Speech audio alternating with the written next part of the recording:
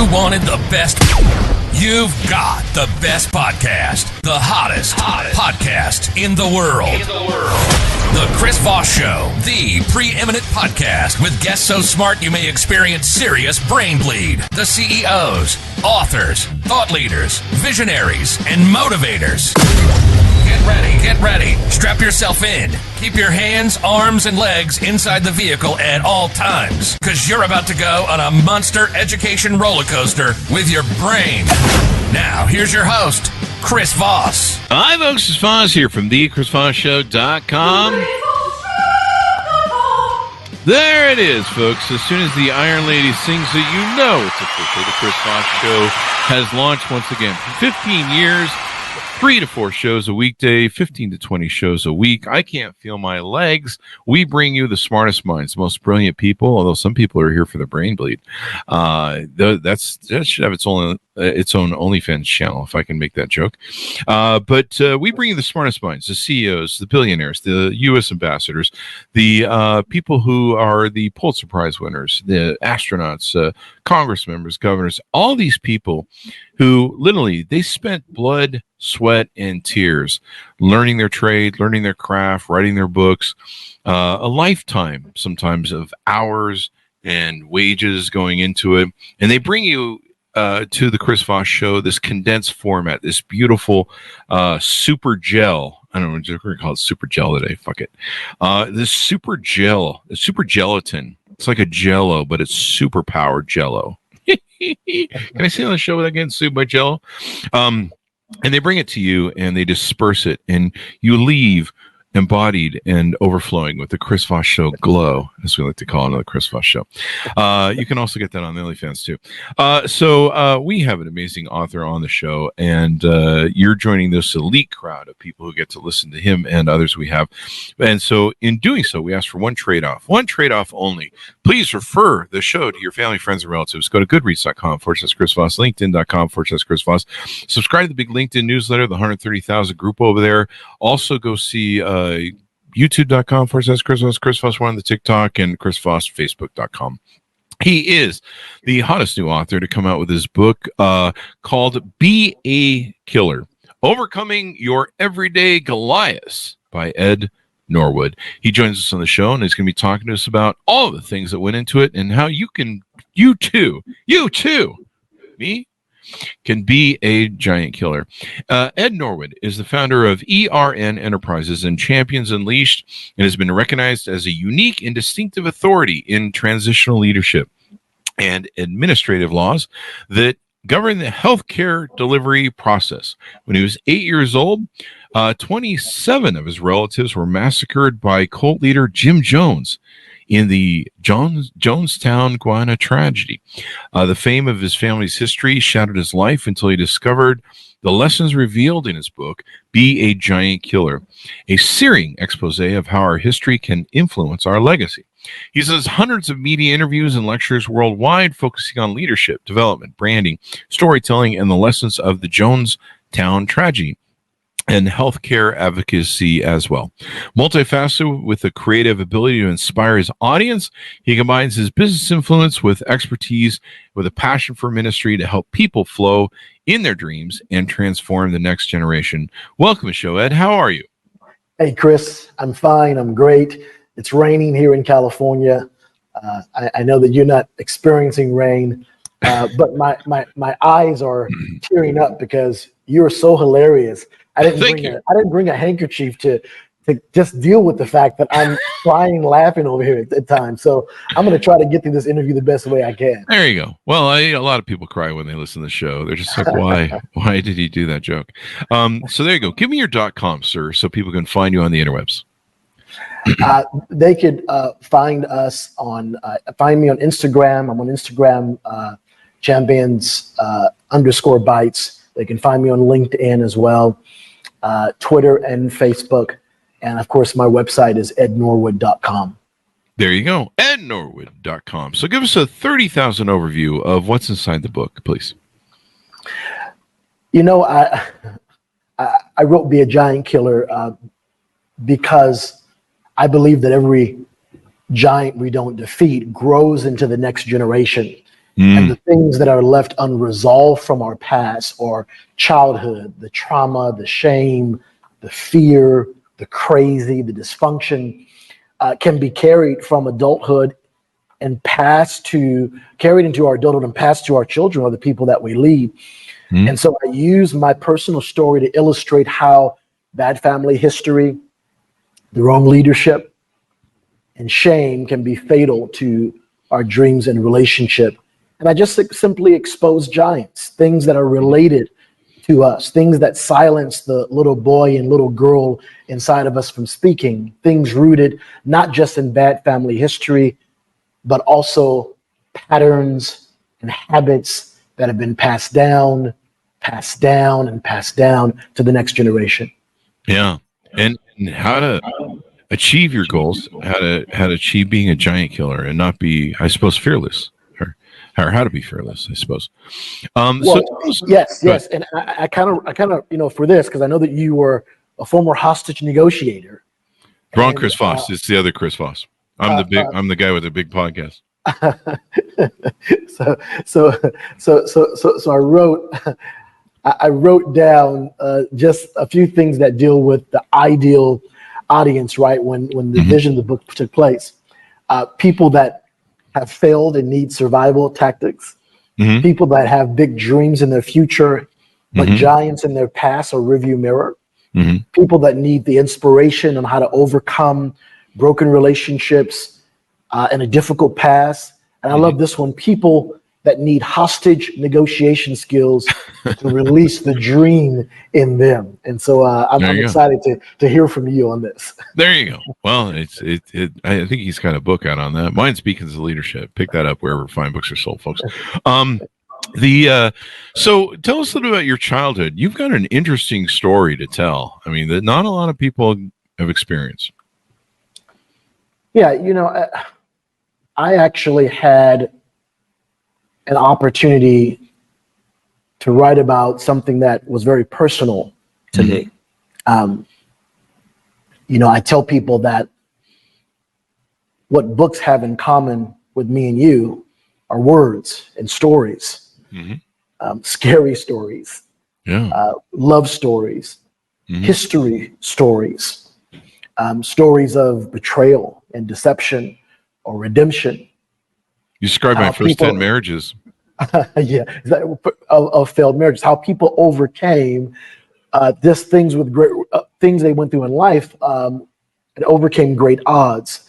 And I believe that if we're bold and courageous enough to open the book cover of our life up, that our story can change lives. So Jonestown was the largest loss of civilian life before 9/11.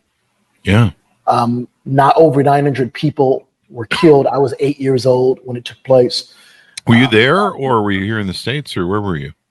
Yeah, I was one of the children that attended People's Temple. My mom traveled for ministry purposes, and my great-grandma, she was the first African-American family that brought individuals into the San Francisco location of People's Temple on Gary. Wow. And so I visited the temple. I played with children who were in the temple. My cousins, who were very close to me, 7 of them, they were in the temple. And at the time that it was taking place, I was just enamored with the fact that as a single child, only child, there were so many toys and food and community that was there. But there were red flags that I just didn't pick up until years later. You're 8, It's not like anybody's taught you it's not like anybody's taught you red flag, what to look for. You're just going like, I don't know. They told me this is cool. Yeah. I mean, there were, my mom, she began to have prophetic visions that Jim Jones is going to kill our family in a jungle. And really? I remember, she began to have dreams that they were going to die in a jungle. They told Jim Jones that what her dream was. And so Jones had a habit of putting a hit on people that would speak against the cause. So They put a hit on my mom. She came off the road. She hit me in a suburb called Daly City. And I just remember over the course of time, seeing my family less. And the next thing I know, of course, on November 18th, this Saturday, 45 years ago, Oh, wow. I see 900 bodies near the pavilion in Jonestown. And I begin to see some of my cousins' names scroll up on the screen like a Star Wars movie. And I'll never forget it. Yeah. That is extraordinary.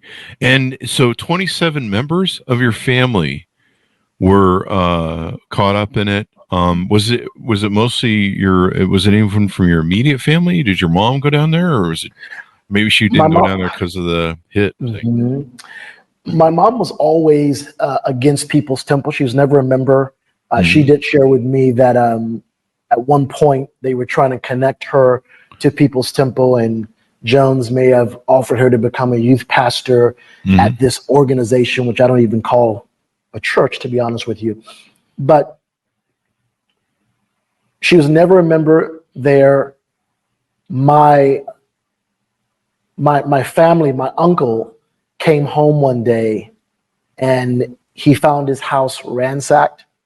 Wow. And his 7 kids taken to Jonestown without passports. Wow. With his wife gone. He never saw him again. And man, he lived with so much regret and so much anger towards God for this so-called church being responsible for the death of his children. Wow. And but I tell people that Jim Jones did not belong to the church. There's a very interesting passage that the Apostle John once wrote. He said, "They went out from us, but they did not really belong to us. For if they had belonged to us, they would have remained with us. But their going out showed that none of them belonged with us at all." And People's Temple was a cult. Jones was an extreme terrorist, a socialist. He was a communist. So don't confuse. We tell people don't confuse Jonestown with the Church of Jesus Christ. The people who died there, they were deceived and they were tricked, and they thrived. Although they thrived in social work and civil rights and were passionate ambassadors, they believed the wrong leader. They believed in the false dream. Yeah, false prophet. For those who are neither memory jogged on Jim Jones and the Jonestown massacre, that's where the drinking the Kool-Aid analogy comes from, because that's everyone took drank the poison Kool-Aid and died, and that's kind of where you'll hear that cult reference from. Everyone's drinking the Kool-Aid. 27 of your relatives. I mean, how did you process that? You know, it's kind of hard to process at your age, but I'm sure over the years, you know, it kind of maybe haunted you, and, you know, survivor's guilt maybe, or you know, that could have been you technically if your mom had, you know, bought in and taken you guys there. Yeah, I mean, it's first, let me just say this. I absolutely hate the quote, "Don't drink the Kool-Aid," because it's the front page story, but not the back story. What many people don't realize, I write this in the book on page 206, that the top pathologist who did the autopsy there, he determined that there were fresh needle marks at the back of the left shoulder blades of 80 to 90% of the victims. Oh, really? And others had been shot or strangled. Yeah. One survivor reported that those who resisted were forced by armed guards. And then they found these crossbow arrows that were shot in the pavilion side, and they found crossbow marks in the back of people who tried to run. Oh, wow. And just think about the gruesome discovery of the bodies. They're laid perfectly arm in arm next to each other. I mean, if you and I are in a room, Chris, and we take poison, we're just going to drop dead and fall and all over the place. They won't. There's not this line of bodies of 900 people that are put together. And so we share with people that the backstory of Jonestown is that it was mass murder. Oh, wow. And the question is, how did 1,000 people get over to Jonestown in the first place? Many without passports. And that's what I really focus on in the actual story. In processing it, to be honest with you, it was real easy to process it. I wrote this in the actual book on page 40, that what happened to my family in 1978 happens to the best of us. Yeah. We run from problems. Mm-hmm. We fail. We make mistakes. We stay in comfort zones. We ignore red flags. We cower in shame and guilt. We fear change. We fight bouts of depression. We stay in unhealthy, abusive, familiar, and sometimes destructive relationships out of fear. We die prematurely, taking our dreams to the grave, and that's what happened to the people of Jonestown. Yeah. Yeah. And so in your book, you tell your story, and you try and help people how to overcome the everyday Goliaths, how to be a giant killer, and how to live your life in a completely different way.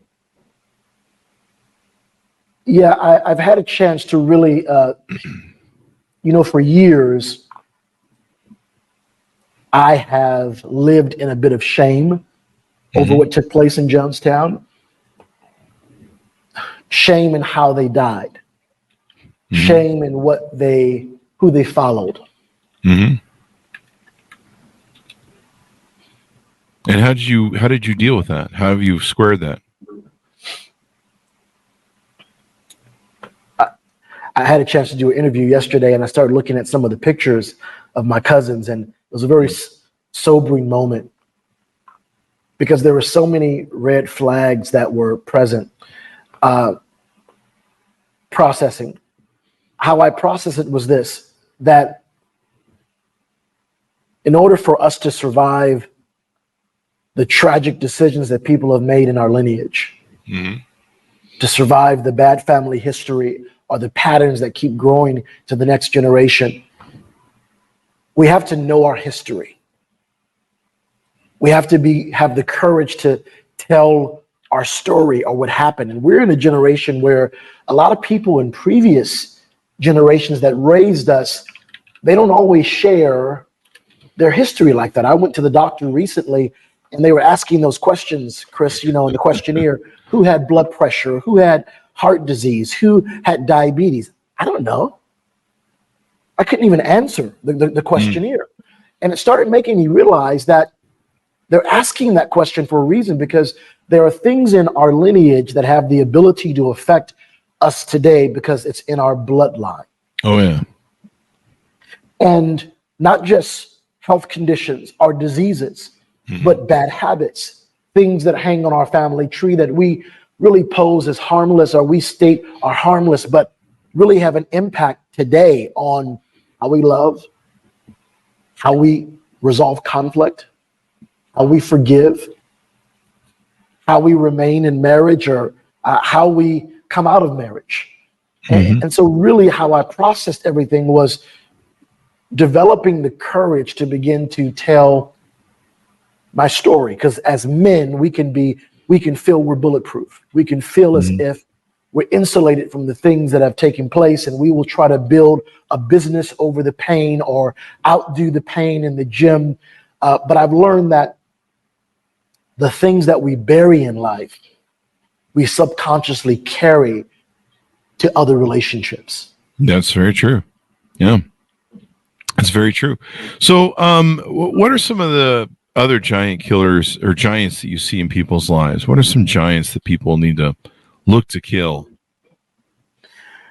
I identify in the actual book about 7 giants, and one of the bigger ones, and I deal with things like fear and dissatisfaction, addiction, shame, laziness, procrastination. But one of the big ones that I really address because of the story of Jonestown is family history.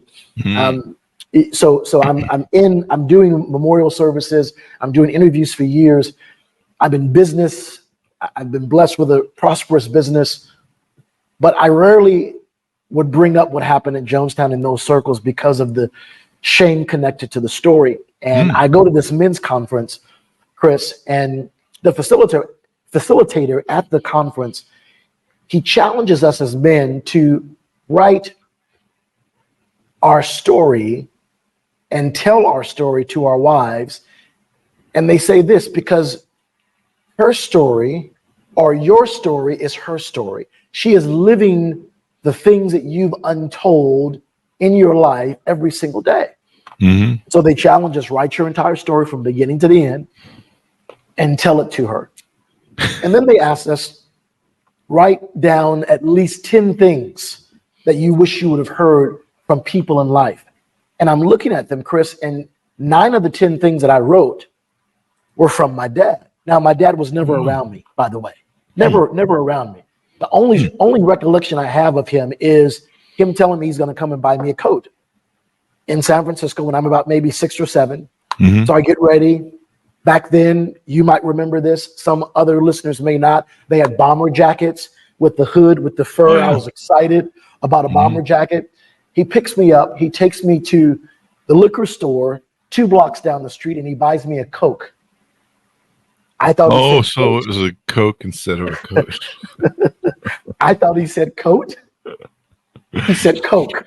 Well, there's still great, wonderful gifts, I guess. Well, I guess they still bring a smile, right? Coke and a smile. But that was the only recollection I have of him. Wow. So I'm there and I'm writing these items down, Chris. Mm-hmm. And 9 of the 10 things are from a guy, from my dad, who was never in my life. Things like, that was a great game, son. Yeah. Did you ever hear that from him? I never heard these things from him. So I began to write down the things I wish I'd heard from him. Great game, son. How was school today? I'm sorry I wasn't there for you. You matter. What do you want to study in college? And I'm writing these items, and it just amazed me that he had that impact on me. And I asked my mom, I started asking hard questions. Hey, Mom, why didn't you and Dad work out? And she tells me, yeah, he would make promises to come and pick you up, and you'd put your coat on, you'd be ready. And when he wouldn't show up, you would burst in tears. And I'm sitting there, Chris, I'm 40 years old, and I start crying uncontrollably. Oh, wow. It's as if I had placed all of that experience into a box and locked it up. Yeah. And you've been carrying it for 40 years, 30, 40 years. Yeah. And I begin to think to myself, I've got 3 kids. If his inaction can impact me and cause me to carry things from childhood into adulthood, how much more can my actions to my kids cause them to carry unresolved hurt and trauma from childhood into their adulthood? Wow. I can no longer make excuses such as, well, I did the best that I could. That is powerful, dude. That just hit me like a ton of bricks, man. That is powerful to think about. So now I'm in a place where I'm starting to think, okay, what have I said? What have I done? And I start excavating unresolved things in their life and saying things like, hey, son, when you were 14 and this happened and I made you confront your coach and your team and embarrassed you, I was prideful. I was angry. I'm so sorry. Will you ever forgive me for that? My daughter ran track and she's running track and it's just her and the other girl. She's right. It's like a photo finish, Chris. Mm-hmm. And she starts slowing down and limping. And like an idiot, I'm on the sideline. Push, you're fine. And she comes off of that race, she loses, and she's limping back to the car. And I said to her, you were fine, nothing was wrong with you. You could have won the race. Start thinking to myself, years later, she may never remember who won that race, but she'll never forget how I made her feel that day. Mm-hmm. What's that old line? People will always remember how you make them feel. Yeah. And often I look back at my life and I see that, man, I was a great encourager. Hey, that was a bad game. We'll pick it up tomorrow. You're going to be great tomorrow. You're going to be awesome. You're going to exceed expectations.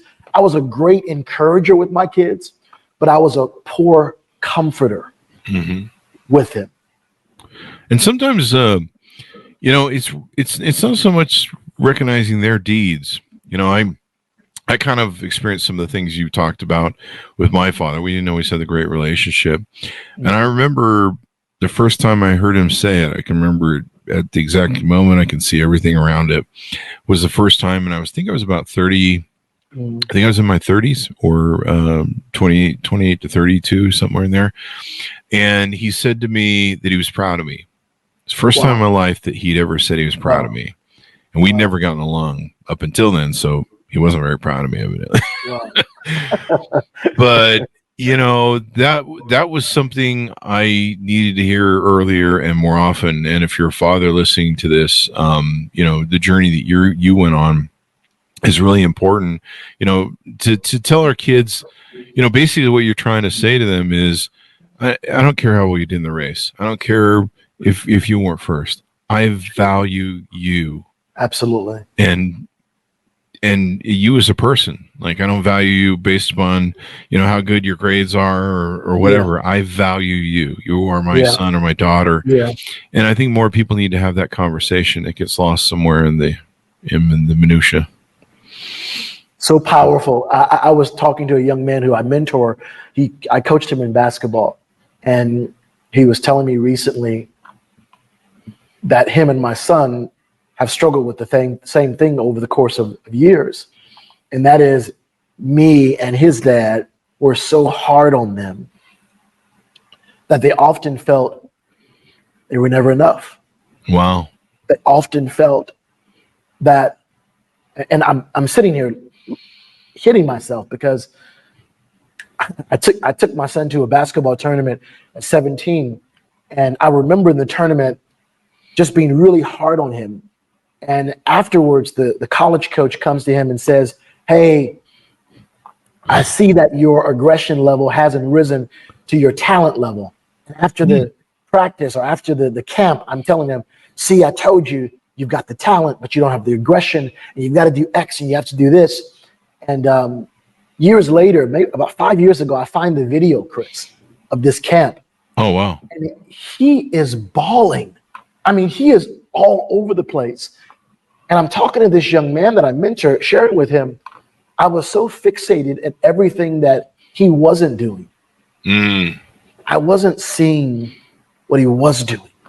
There you go. And, experts say that 80 to 90% of how we observe things in life occurs by the age of 5 or 6. So since 5 or 6, you and me and our children, they've just been observing and watching and watching and watching. And our history shapes our relationships, how we respond to people, places, reactions, and things. And so I think it's so important to have difficult conversations with loved ones to resolve some of those things that we carry in life.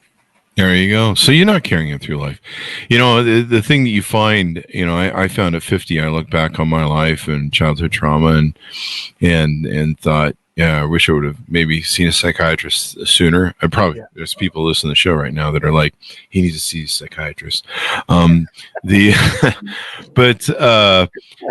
you can see the damage that was done from carrying that trauma for all those years, and how it impacted your relationships, your life decisions, and everything else.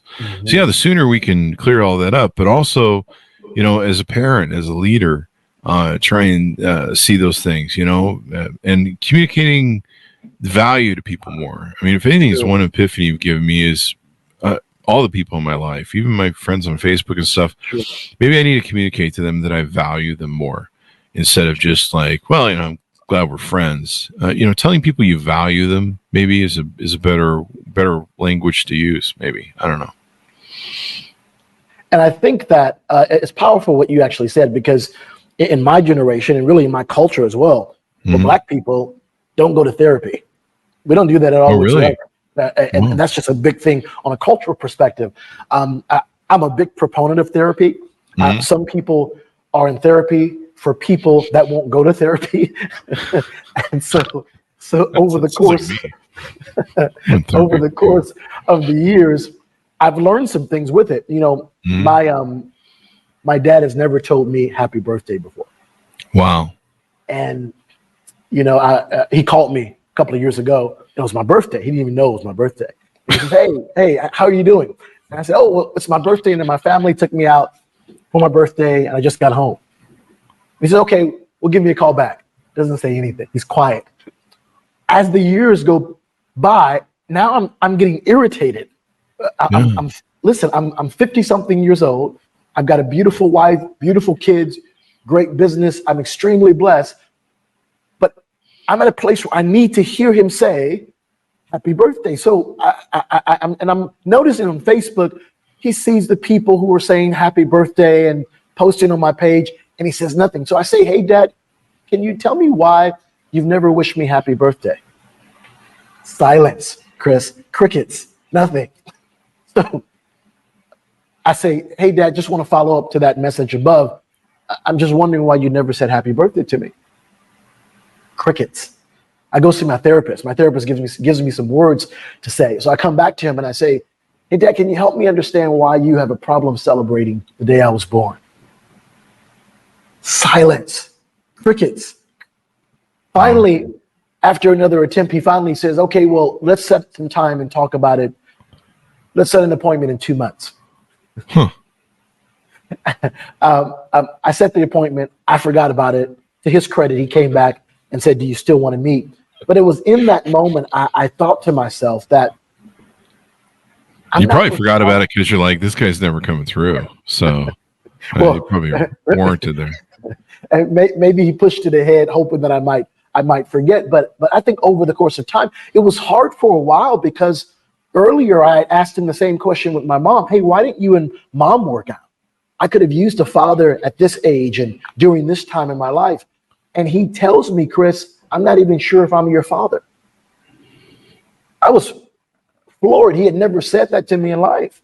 And for a period of time, I didn't even know what to call him after he made that statement to him. And so it's odd how the things that we say or we don't say, how they impact us or impact the people that we love, that we lead, that we raise in such a profound way. No, that's powerful, dude. Did you ever resolve that? Did you say, hey, well, why don't we go take a paternity test and figure it all out? You're trying to put me in therapy, Chris. I see what you're doing. Okay, trying to put me in therapy. You set up the premise, man. I'm sitting here in the drama of it, going, I got to finish this ride, man. I got to know the answer. Listen, I'm still working on myself, Chris. Right now, I'm still working on myself. My wife has continued to talk to me about the importance of sitting down with him, doing a paternity test, and in my head, I say to myself, I know he's my father. I've got that nose. I know for a fact, but she's telling me just deal with it because you don't need to carry that any further. And so I'm working on that. I'm going to schedule some time and go see him in Nevada. He's in Nevada as well. Oh, there you go. And have a conversation about that because I've realized this, that I went to a marriage conference years ago and they said something very interesting. They said that our hearts are like black boxes. Mine's pretty black. In an airplane. Black box. It's that indestructible piece of metal under the pilot seat. Yeah. That records the events. And it records everything. It records the good. Welcome to United. We'll have a 6-hour flight to the East Coast. We'll serve food in the cabin, put your feet up and enjoy the flight. Yeah. And it observes and it records the bad. Mayday. Mayday. Smoke in the cockpit. And if this plane, Chris, plunges out of the sky and into the ocean and breaks in pieces, there's mass casualties. The government will send divers beyond all the debris to find this little black box because it is indestructible. And it has the ability to withstand catastrophic disaster and still remember. And that's our heart. There you go. So let me ask you this, because I'd love to hear the resolution of this. But, it sounds like your father has some trepidation or some standoffishness because of he's not sure if he's your father. And maybe the thing to do is go to him and say, "Hey, Dad, tell you what, Dad, why don't we figure all this? Let's figure it all out. Let's go take a paternity test, and let's find out. And then maybe we can start either a new journey of father and son, or we can end this one. And then you're just gonna have to call Mari and figure it out with your mom." So you're right. Like I said, I'm still working on myself, Chris. I need to pull myself through it, but I agree with you, because be a giant killer there, Ed. As long as that's happening, that exists as a giant. That's true. That is in my life. That has the ability to shadow and intimidate or impede my progress in life. And one of the things I want to do in 2024 is just that. To take the paternity test, have a conversation, and have the ability to see if maybe we can't get back the years. Yeah. But perhaps we can create a new normal. Yeah. Perhaps we can start having some hard but necessary conversations that will resolve some things that I've kind of carried in my heart for years. Absolutely. Yeah. Plus you get that damn child support you owe your mom. I'm just kidding. I had to get a joke in there. We're being pretty serious, but it's good stuff. Let's get a squeeze in here for your business and what you do at ERN Enterprises. Let's get some plugs in for this and talk about this, because we could probably go all day, and it's just beautiful stuff you've shared today. Thank you. Yes, we've been in business for about 24 years now, and we advocate for medically appropriate healthcare for patients and providers. We challenge HMOs that make negligent utilization decisions or medical necessity decisions to make sure that patients get the care that they need. So we do that through training, through technology, through representation, and through consulting as well. I've spent the last 24 years inspiring people to tell their story, to help them to understand that buried stories are buried treasure. Yeah, that's what I tell my enemies that are buried in the backyard. Do you guys do business across the nation? Are you segmented to a certain area? We are. We're nationwide, so we have provider members in about 30 something states, and we've just had a chance to impact a lot of great people, a lot of great stories. We do pro bono work to help patients who can't afford us get care for themselves. We've had some success taking state agencies to a hearing to ensure that patients get life-saving surgeries. And so the work is incredibly rewarding. I've got a staff of about 20 people here in Costa Mesa who are willing to walk through brick walls on behalf of patients to make sure they get the care they deserve. That is awesome. And Costa Mesa, what a beautiful place too. And it's so if someone has a family member that's being denied, maybe they need some special cancer treatment or a special drug or something like that, the insurance companies are saying nope, something like that would be an applicable client for you. Yeah, they can reach out to us. We do about 3 to 5 pro bono cases per year. So they can even qualify for a pro bono. The key thing is that they have to have a denial in hand. If they have a denial in hand, we can then challenge it and look to see if there are certain laws that the plan violated when they made that denial. Wow. That's some real attorney stuff there, man. Nailing all the legal language down and things like that. Yeah, we have, I've got an in-house attorney. I've got several JDs and other individuals who are just passionate for the cause. And we had a young boy years ago who had a leg lengthening surgery that was being denied by the state of California, and 2 failed leg lengthening surgeries. And we got him care in Florida through an administrative law judge hearing using a loophole in the law. And so a lot of people don't know what their rights are, and we have a team that can find out if they have a denied service that should have been provided to them. Wow. I'm glad there's this out there. There was a show I watched years ago on, I think it was a Netflix documentary about how the insurance companies are getting away with murder by, they didn't want to pay for a certain patient's care. And, these people paid for insurance all their life. They Sure. paid in, and then, they get cancer and the insurance company won't do a procedure or won't do I think it was called Healthcare Inc. or something like that. Got it. And so these people were dying, and then sometimes they would just delay in courts until the people would just die, and then they wouldn't have to deal with it at all. And it was pretty disheartening to see. Yeah, and a lot of people don't realize, even in medical necessity issues like cancer, often the denials that come in are from reviewers or doctors or medical directors that are not competent to make that decision. In other words, they don't have the education, the training, or the expertise. So you could have an oncologist who's stating this person needs this chemotherapy, but it's being denied by an anesthesiologist. And so we jump in there and challenge the competency of the medical review if necessary. There you go. I've been trying to get my insurance company to pay for my Botox. Can you help me with that? Well, that's elective. So damn it. So those are a little harder because that's elective, and you're choosing to do that. But it's funny. I've seen some cosmetic procedures that are medically necessary these days. So you never know. Will they pay for my frontal lobotomy? I'm gonna just say one. I'm gonna give you my first pro bono case. I got to give it to you. Okay. I'm not sure if it's pro bono, but the guy has skin cancer, and they're doing treatment to take some of the skin cancer or the lesions off of his face, and they're covering it. All of a sudden, they deny it and they state it's cosmetic. And his wife gets involved and says, "I don't know why they're saying it's cosmetic.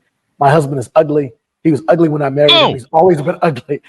This is medically necessary care." Wow. That's a hard thing to take as a husband. What? All this time? That's kind of that's the same reason they deny me on the Botox. They're like, you're ugly. Like you can't, there's no help for you. Give up. That's why I have a beard, because I've been trying to hide the ugly. So. And you have to find the right doctor for Botox, or you're going to really look bad. So that's true. And whatever you do, forget about medical necessity. Just find someone that won't make you look like the Joker. You'll be good. There you go. That, or I'll just have them take the collagen out of my butt and put it in my face, and then people can call me ass face. See what I did there? Yeah, there you go. So how can people reach out to you at ERN, see if they're a fit, contact you, et cetera, et cetera? Yeah, they can reach out to us. We have a website. It's ERNenterprises.com. ERNenterprises.com. They can also reach out on LinkedIn. I'm very active there, and we'll be able to get them in touch with someone, an advocate that can help them. There you go. So you're helping people, saving the world on that edge, and then you've got your book, Be a Giant Killer, and helping people overcome their everyday Goliaths. And I'm interested to see how your story turns out and how you reconcile with your dad. That might be a good second book for you. I'll have to come back on that. Yeah, I'll have to come back and talk on that, because it's something. Do you want me to call him? I'll call him. No, I'm just kidding. I might need someone to do that, Chris. I'm gonna get your cell phone. I'm gonna have to text you even after I have that conversation. Yeah, we'll get Mari on the line. Have a good time. So this is going to become like a Geraldo show now. So we're gonna get him there, and we're gonna have an intervention, and we're gonna just talk about it. I see. Maybe we should just bring him on the show. We'll try and work it all out here. You might want to bring a psychiatrist, because I'm not the person you want to get advice from for anything. Well, you'd be like Oprah. You get a dad. You get a dad. Dude, that's a great joke. That was awesome, man. You nailed that one. You win the internet today. So there you go. Final pitch out for people to order the book and contact you, Ed, as we go out. They can find the book on Amazon and Barnes and Noble. I don't know when this segment will air, but I'm doing the first book reading for Be a Giant Killer on the 45th anniversary of Jonestown, which is Saturday. I'm going to actually do it for Sunday, that Sunday, at Barnes & Noble in Huntington Beach at 1:30 p.m. and I'm unable to do it Saturday because my son plays football at UCLA and they're playing USC Saturday. There you go. Well, this is going to be exciting. It should be out in 48 hours, so we'll see if we can't make sure it gets up in time for that.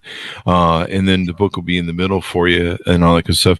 Well, man, you've really touched some people, I think, today, and probably brought some tears to people's eyes. And, what a journey you've overcome. And, your story is unlike most that we hear on the thing. I mean, not everyone loses 27 relatives to a cult. And, your journey, and it sounds like you're still on it. You're still, working the magic of being your own giant killer. So thank you very much, Ed, for coming on the show. Really appreciate it. Hey, I really, really enjoyed just spending time with you. Thank you, Chris, for giving me this time to share with your listeners on this platform. It means so much to me. And it means so much to us too. I mean, you've taught us several different things and shared your journey as well, which is incredible, inspiring. Thanks, audience, for tuning in. Please order up the book wherever fine books are sold. Support our authors. Be a Giant Killer: Overcoming Your Everyday Goliaths, from Ed Norwood. And check out some of his activities there. I didn't know it was 45 years from that. Wow, that's crazy. Yeah. What an interesting time. Well, thank you very much for coming on the show, Ed. Thanks to our audience for tuning in. Go to goodreads.com/Chris Voss, linkedin.com/Chris Voss, youtube.com/Chris Voss. Subscribe to the LinkedIn newsletter, the 130,000 LinkedIn group over there. Go see us at Chris Voss 1, TikTok, and ChrisVossFacebook.com. You have somebody to read those because I just lose track. Thank you very much, Ed. Take care, my friend. Thank you, sir. Appreciate you. All right. Bye-bye. Bye now.